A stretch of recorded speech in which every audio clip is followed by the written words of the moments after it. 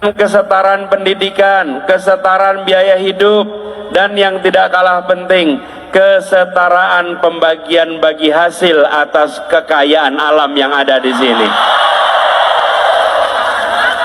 Ini bukan dikatakan 2024 saja, ini sudah dikerjakan sejak 14 tahun yang lalu. Saya ingin undang salah seorang anak muda yang pada waktu itu berani untuk memilih berada di tempat yang jauh. Dia lulusan universitas terbaik, dia bisa bekerja di tempat yang nyaman, tapi waktu itu dia memilih untuk berada di Halmahera Selatan selama 1 tahun, mengajar anak-anak yang berada di tempat-tempat terpencil. Adi, mana Adi?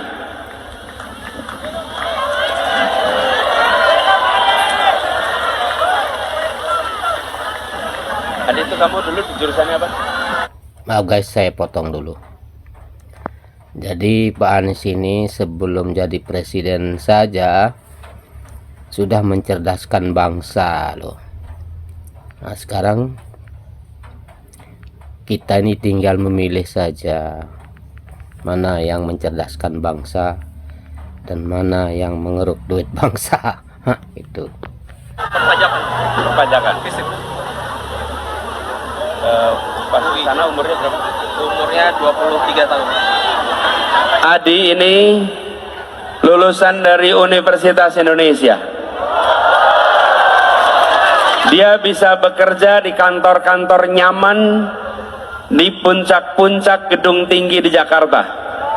Tapi dia memilih untuk menjadi guru di Halmahera yang senyap, sunyi, tanpa ada listrik, tanpa ada sinyal telepon. Tahunnya 2010, bulannya November, bertugas di sana. Usianya waktu itu 23 tahun. Dia berada di sana selama 1 tahun. Adi, ceritakan sedikit dan ajak apa yang terjadi. Ternyata hari ini murid-muridnya sudah dewasa. Nanti kita ajak ke depan muridnya ya. Adi, ceritain sedikit. Tinggal di mana? Terima kasih Pak Anies.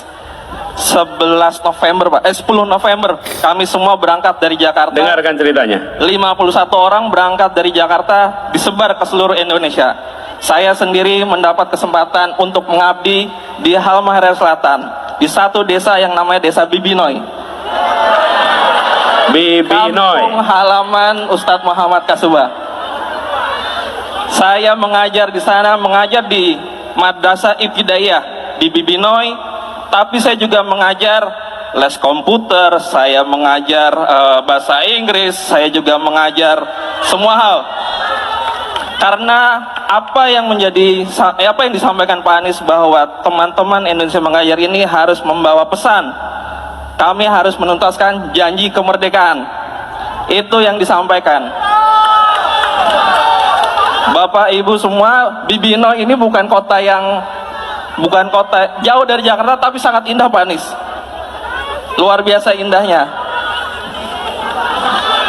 Saking indahnya saya 1 tahun di sana tidak pulang sama sekali. Lebaran, 2 kali lebaran haji dan 1 kali lebaran Idul Fitri saya stay di sana. Saya tetap di sana.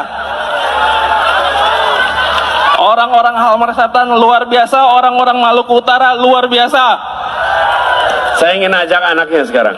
Namanya siapa, Adi? Ada Ika dan Mustawan. Mustawan Ika, maju ke depan. Ini adalah dulu usianya berapa waktu itu?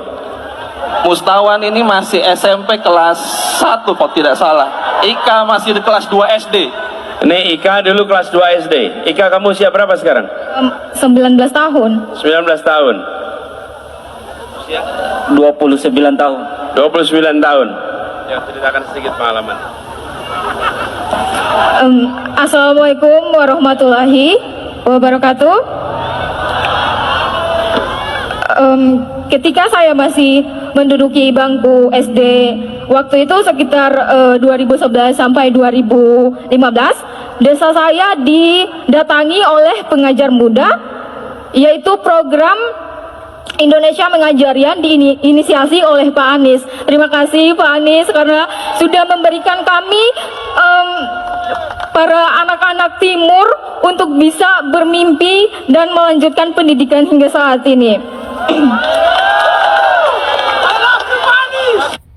Saya masih ingat betul dengan para guru-guru mengajar saya. Ada Pak Bayu, ada Ibu Gatia, Pak Sugit, sama Pak Ibu Leni dan Ibu Nisa. Halo, semoga kalian baik-baik saja di sana.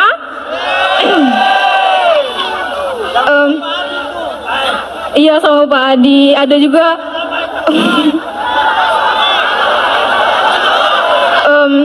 dan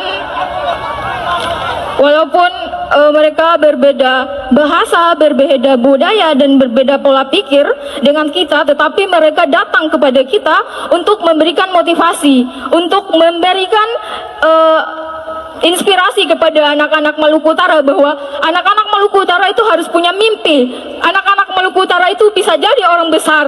Dan pada saat ini kami bisa, saya dan teman-teman saya dari Halsel bisa mendapatkan dampak baik dari Indonesia Mengajar itu tersebut. Alhamdulillah.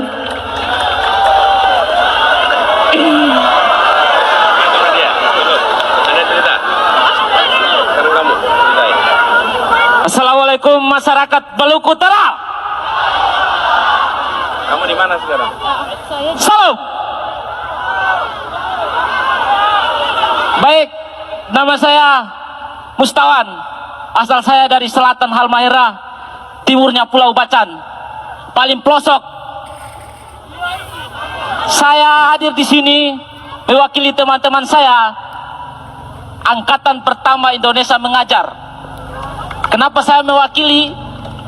Karena mereka semuanya sudah jadi PNS semua, sudah jadi TNI Polri semua. Jadi kalau dorang hadir di sini, ada banyak Bawaslu dan Panwas di sini. Makanya dorang utus saya untuk menyampaikan testimoni terkait dengan program gagasan Indonesia Mengajar yang digagas 14 tahun yang lalu. Jadi saya hadir di sini bahwa kami menjadi saksi bahwa guru-guru Indonesia Mengajar 14 tahun yang lalu bagaimana mereka menerjang lumpur, masuk hutan, menyeberang banjir, bahkan naik ke tinting kadang kita kas panggayung di kampung Sabala untuk dong mengajar. Untuk dong mengajar kita pakitorang yang ada di pelosok negeri, di Pulau Bacan. Bagaimana dorang bisa bertahan hari demi hari, bulan demi bulan, tanpa jaringan, tanpa listrik.